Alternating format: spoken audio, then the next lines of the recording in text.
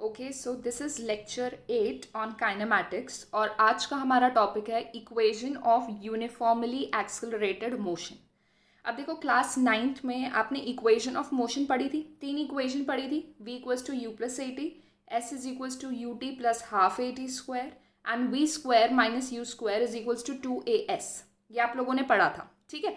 बस उधर आपने क्या ध्यान नहीं दिया कि the equations were for uniformly accelerated motion, ठीक है। अब ये यूनिफॉर्मली एक्सेलरेटेड मोशन क्या होता है? यूनिफॉर्म एक्सेलरेशन, हर जगह सेम रहे। जैसे फॉर एग्जांपल आपकी एक्सेलरेशन इज 5 मीटर पर सेकेंड स्क्वायर और इट इज -2 मीटर पर सेकेंड स्क्वायर, ठीक है। मतलब पूरी जर्नी में जो भी हम देख रहे हैं उसमें क्या है, एक्सेलरेशन जो है वो यूनिफॉर्म है। इस तरीके का ग्राफ। अगर मैं एक्सेलरेशन t³ ले लेती हूँ, ठीक है, जहाँ पे t टाइम है, then it is non uniform acceleration. क्यों? क्योंकि देखो ये टाइम पे डिपेंड कर रही है। अगर मैं टाइम को 1 सेकेंड पुट करूंगी तो एक्सेलरेशन 1 आएगी, 2 पुट करूंगी तो एक्सेलरेशन 8 आएगी। समझ आ गया?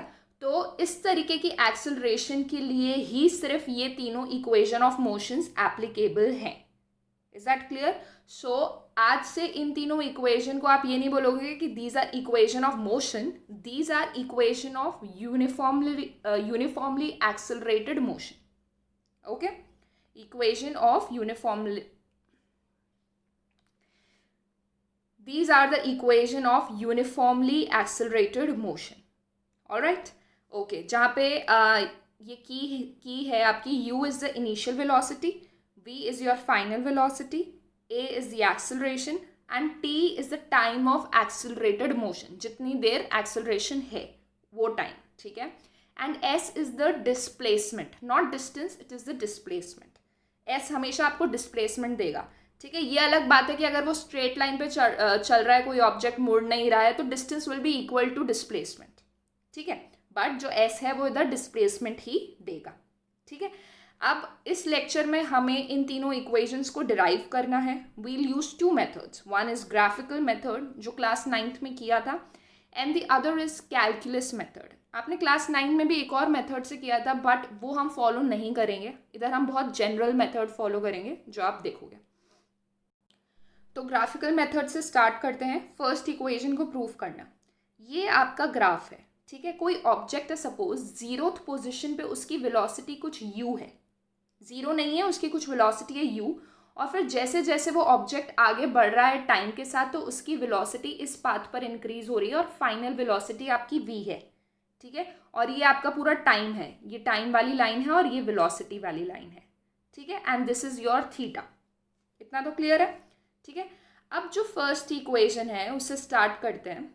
सो ए क्या देता है आपको? ए इज एक्सेलरेशन, जो होता है स्लोप ऑफ वीटी ग्राफ। ये वीटी ग्राफ ही तो है, this is your VT graph, this particular thing is initial velocity and ये पूरा इज फाइनल वेलोसिटी, ठीक है। And this is your time taken. तो हम लिख सकते हैं that A is tan theta. Acceleration क्या है? Tan theta. और टैन थीटा क्या होगा? अगर हम ट्राइंगल ए बी सी में ऑब्जर्व करें, so tan theta will be B C upon A C. ये बी सी क्या होगा in terms of V U? V minus U, ये पूरा वी है, ये यू है, ठीक है। तो v minus u upon time. तो इधर से क्या आ गया? A t is equal to v minus u, so v is equal to u plus a t. Simple. जो सेकेंड इक्वेशन है, यानी s is equal to u t plus half a t square, इसके लिए हम क्या information use कर रहे हैं? That area of v t graph हमको डिस्प्लेसमेंट देता है, this we have already done. Area of v t graph हमको क्या देता है? डिस्प्लेसमेंट। तो इस पूरे एरिया को क्या मैं लिख सकती हूँ that this is the area of this triangle plus area of this rectangle, ऐसे लिख सकते हैं। तो एरिया ऑफ रेक्टेंगल क्या हो गया? O A into O D, and area of triangle is half B C into A C, ठीक है। अब ओ ए आपका क्या है? This is your initial velocity, O D आपका टाइम है, B C is V minus U and A C is again time, ये भी तो टाइम ही हुआ, ठीक है। तो अब आपके पास जो डिस्प्लेसमेंट आया था वो आया था u t plus half v minus u into t, ये आया था। अब इस v माइनस यू को हम रिप्लेस कर रहे हैं, क्योंकि देखो जो सेकेंड इक्वेशन ऑफ मोशन है उसमें आपका v तो है ही नहीं ना कहीं, तो इस चीज़ को हम रिप्लेस करते हैं क्या यूज़ करके? फर्स्ट इक्वेशन यूज़ करके। फर्स्ट इक्वेशन में था हमारे पास v is equal to u plus a t, तो v माइनस यू क्या आ गया ए टी, मतलब इस v माइनस यू की जगह हम क्या लिख देंगे ए टी, तो s is equal to u t plus half a t into t and this is half a t square. तो क्या प्रूफ हो गया हमारा, ठीक है। ओके अब हम थर्ड इक्वेशन प्रूफ करते हैं which is v square minus you square is equal to 2as।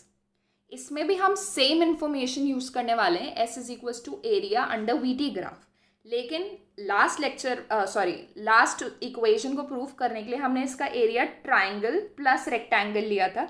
इसमें हम इसके एरिया को ट्रपीजियम के एरिया से इक्वेट कर रहे हैं। ये एक फिगर ट्रपीजियम भी तो बन गया, इस तरीके से होता है ट्रपीजियम, ठीक है। तो इधर एक साइड क्या है, नॉर्मल है, तो लाइक दिस, ये भी एक ट्रपीजियम है।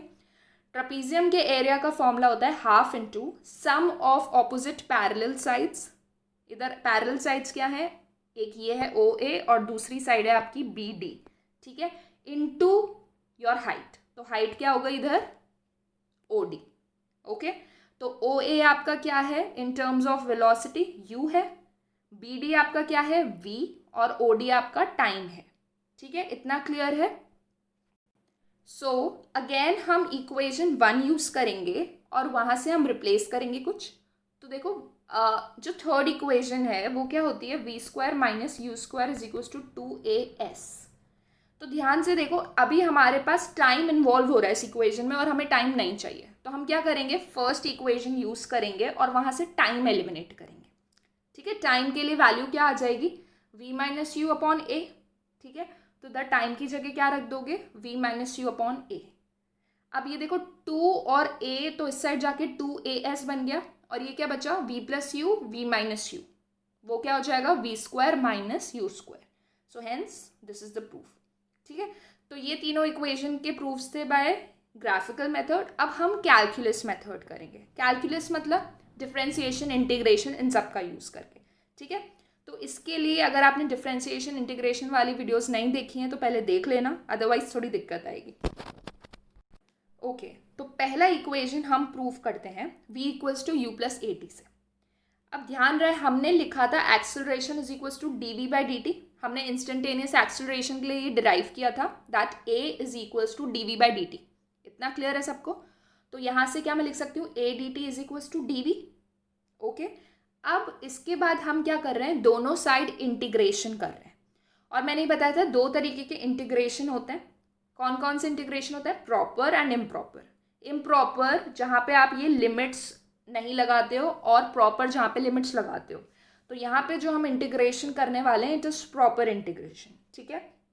तो देखो integrating both sides a d t and d v. अब याद रहे जो लिमिट आती है ना वो इसके रिस्पेक्ट में आती है। ये है डी टी मतलब टाइम की लिमिट लगानी है, और ये है डी वी मतलब वेलोसिटी की लिमिट लगानी है। तो टाइम तो आपका 0 से t था, और डी वी वेलोसिटी कहाँ से थी, इनिशियल वेलोसिटी से final velocity. Is that clear. तो ये लिमिट्स लगाना आना चाहिए, ओके। तो ये क्लियर है, इधर डी टी लिखा हुआ है मतलब t का ही हम वो लगाएंगे लिमिट्स, एंड t के ही रिस्पेक्ट में हमें डिफरेंस इंटीग्रेशन करना है। t के अलावा जो भी चीज होती है it is constant, okay, it is considered to be constant. Is that clear. तो फॉर्मूला रिवाइज कर लेते हैं। फॉर्मूला होता है इंटीग्रेशन का x to the power n dx, अगर x के रिस्पेक्ट में तो x to the power n plus 1 upon n plus 1 ये होता है, ठीक है। a dt था, अब a तो कांस्टेंट की तरह ट्रीट करोगे क्योंकि यहाँ पे टाइम के रिस्पेक्ट में हम कर रहे हैं। यहाँ पे कुछ नहीं लिखा हुआ मतलब 1 है, 1 यानी x टू द पावर 0। तो x टू द पावर 0 का इंटीग्रेशन क्या होगा, x to the power 0 plus 1 upon 0 plus 1 यानी x, ये हो जाएगा। तो इधर क्या हो जाएगा, t हो जाएगा, और प्रॉपर इंटीग्रल है तो limit from 0 to t। Similarly इधर 1 डॉट डी वी है तो उसका इंटीग्रेशन क्या हो जाएगा v, एंड लिमिट कहाँ से कहाँ तक, u से v, ओके। तो ये क्या हो जाएगा a, फाइनल लिमिट रखोगे जब t की t रखोगे -0 इज इक्वल्स टू v की जगह v माइनस u। अगर इसमें कन्फ्यूजन होता है तो इंटीग्रल वाली जो वीडियो है उसका मैं लिंक डिस्क्रिप्शन में डाल रही हूँ, उसको वापस से देख लेना, प्रॉपर इंटीग्रल का क्लियर हो जाएगा, ठीक है। तो यहाँ से क्या आ गया, a t is equals to v minus u, so v is equals to u plus a t. Is that clear. Now next equation s is equals to u t plus half a t square. इसके लिए हम use कर रहे हैं v is equals to d x by d t. ये भी हमने किया था, velocity is change in displacement, ठीक है, विद रिस्पेक्ट टू टाइम। तो यहाँ से v d t equals to d x हो जाएगा, ठीक है। तो यहाँ पे दोनों साइड इंटीग्रेशन लगाओगे, ये है डी टी, ये है डी एक्स। डी टी मतलब टाइम के रिस्पेक्ट में, तो लिमिट टाइम की लगाओगे, सो 0 से t, एंड डी एक्स यानी डिस्प्लेसमेंट। इधर हम अज्यूम करके चल रहे हैं, सपोज उसकी initial position was x not and final position is x, तो लिमिट क्या लगा दी, एक्स नॉट से एक्स, ठीक है, ऑल राइट। अब इधर एक बहुत इंपॉर्टेंट स्टेप है, ये जो v है, ठीक है, ये v अब हम इधर कांस्टेंट नहीं लेंगे, ऐसा नहीं कि v को बाहर निकाल दिया और फिर t इसका इंटीग्रेशन कर दिया t, नो। क्या करेंगे हम इधर, हमें पता है v की वैल्यू क्या होती है, u plus a T from first equation. देखो ग्राफिकल में भी हमने यही किया था कि जब हमने सेकेंड इक्वेशन प्रूव की थी तो हमने फर्स्ट का यूज़ किया था, इधर भी सेम चीज़ करेंगे। तो u प्लस ए टी और R H S as it is, ठीक है। तो ये क्या हो गया, अलग अलग कर देंगे इसे, ये हो जाएगा u d t plus a 0 से t इंटीग्रेशन t, ठीक है। अब a को इधर बाहर निकाल सकते हो, u भी इधर कांस्टेंट आ गया है और R H as it is है, तो इधर क्या हो जाएगा उसका इंटीग्रेशन t हो जाएगा, क्योंकि इंटीग्रेशन u था ना, u तो कांस्टेंट है, तो बाहर आ गया, अंदर बचा 1, तो 1 का इंटीग्रेशन क्या होगा, t के रिस्पेक्ट में t होगा। और सिमिलरली इधर t बचा था अंदर, तो t का इंटीग्रेशन क्या हो जाएगा, t square by 2 using that formula, and are H S में x हो जाएगा इंटीग्रेशन, वैल्यू पुट करोगे तो u t plus a t square by 2 is equals to x minus x naught. अब देखो x माइनस एक्स नॉट, ये quantity क्या है, final position minus initial position, और ये होता क्या है, डिस्प्लेसमेंट ही तो होता है, तो ये आ गया, इसको लिख दो s, ठीक है, जो भी लिमिट लगाओगे ये क्या हो जाएगा s। तो आ गई आपके पास second equation, okay. Third equation v square minus you square is equals to 2as, ठीक है। अब इसमें हम क्या यूज़ कर रहे हैं, सेम चीज़ यूज़ कर रहे हैं, a is equals to d v by d t, लेकिन इधर एक छोटा सा ट्रांसफॉर्मेशन कर रहे हैं हम, d v by d t में हम dx से मल्टीप्लाई एंड डिवाइड कर रहे हैं, ठीक है। और अब क्या लिख रहे हैं इसको साथ में, d v by d x into d x by d t, इस तरीके से लिख रहे हैं, ठीक है। ये क्वांटिटी आ गई, ये इधर लिखी है, ठीक है। तो क्या कर रहे हैं, dx से मल्टीप्लाई एंड डिवाइड कर रहे हैं। अब जो dx बाई dt होता है वो क्या होता है, आपका वेलोसिटी होता है, क्लियर है। तो हम किस पे आ गए, that a is equals to d v by d x into v, clear है। अब dx को इस साइड लेके जाओ तो a dx into V D V आ गया, बस, ठीक है। अब क्या करोगे, लिमिट लगाओगे dx की लिमिट क्या लगाओगे, x नॉट से x, और यहाँ पे क्या है dv, वेलोसिटी की लिमिट लगेगी, कहाँ से, इनिशियल वेलोसिटी से फाइनल वेलोसिटी तक, ठीक है। अब इंटीग्रेट करो नॉर्मली, तो a तो बाहर कांस्टेंट की तरह यूज़ करेंगे, और 1 का इंटीग्रेशन हो जाएगा x, लिमिट x नॉट से x, and are H S में v का इंटीग्रेशन क्या होगा, v स्क्वायर बाय 2, वही यूज़ करके, ठीक है, द फॉर्मूला, और लिमिट कहाँ से लग जाएगी, u से v तक। तो हमारे पास क्या आ गया, a x minus x naught is equals to v square minus you square upon 2, ठीक है। तो ये आपकी इक्वेशन आ गई 2as is equals to v square minus you square, ठीक है। तो अब एक बात ध्यान देने वाली है, जो मैंने 3 इक्वेशन स्टार्टिंग में बताई थी, वो इक्वेशन कब अप्लाई होंगी, जब आपका जो एक्सेलरेशन है वो यूनिफॉर्म है। लेकिन ये जो 3 हमने इक्वेशन यूज़ की हैं इन द कैलकुलस मेथड, वो हमेशा एप्लीकेबल होंगी, कोई भी एक्सेलरेशन हो, नॉन यूनिफॉर्म हो तब भी। कौन कौन सी, a is equals to d v by d t हमने फर्स्ट इक्वेशन के लिए यूज़ की थी, v is equals to d s by d t हमने सेकेंड इक्वेशन के लिए यूज़ किया, and a is equals to d v by d x into v हमने थर्ड इक्वेशन के लिए यूज़ किया। ये हर जगह एप्लीकेबल है, ठीक है। और अभी हम एक एग्जाम्पल करेंगे जिससे हम प्रूव कर देंगे कि जो आपकी नॉर्मल इक्वेशन ऑफ मोशन पढ़ी हमने, वो नॉन यूनिफॉर्मली एक्सेलरेटेड मोशन के लिए नहीं काम करेंगी, ठीक है।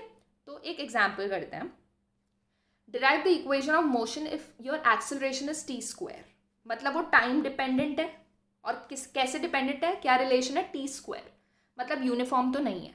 तो अब हम इसमें कौन सी इक्वेशन लगाएंगे, ये वाली हमारी जनरल इक्वेशंस, ठीक है। तो देखो a is equals to d v by d t होता है। अब इधर एक्सेलरेशन क्या गिवन है, टी स्क्वायर गिवन है, तो a की जगह टी स्क्वायर लिख दिया, d v by d t. अब ये dt इधर गया तो t square d t is equals to d v, ठीक है। लिमिट्स लगा दो, यहाँ पे टाइम 0 से t जाएगा और वेलोसिटी u से v जाएगी, ठीक है। अब नॉर्मल इंटीग्रेशन करोगे तो टी स्क्वायर का इंटीग्रेशन होगा t cube by 3 limit 0 to t and dv का integration v limit u to v। तो ये क्या आ गया आपका t cube by 3 is equals to v minus u, okay. यानी आपकी इक्वेशन क्या आ गई, v is equals to u plus t cube by 3। ये इक्वेशन आई है आपकी फर्स्ट इक्वेशन। अब देखते हैं हम, अगर हम फर्स्ट जो हमारी नॉर्मल इक्वेशन है वो इधर अप्लाई करते तो क्या हमें सही आंसर मिलता। देखो फर्स्ट इक्वेशन क्या है, v is equals to u plus a t. अब इधर a क्वेश्चन में क्या गिवन है आपको, टी स्क्वायर गिवन है, तो a की जगह टी स्क्वायर लगाओगे तो क्या मिलेगा, v is equals to u plus t cube. ये मिल रहा है आपको नॉर्मल इक्वेशन यूज करने से, लेकिन सही आंसर क्या है, v is equals to u plus t cube by 3। इसका मतलब ये मेथड नहीं अप्लाई हो रहा है for non uniform acceleration. Clear है। सेकेंड इक्वेशन के लिए भी कर लेते हैं, third equation will be homework. तो सेकेंड इक्वेशन हमें डिराइव करनी है। सेकेंड इक्वेशन के लिए हम क्या यूज करते हैं, v is equals to d s by d t use करते हैं हम, ठीक है।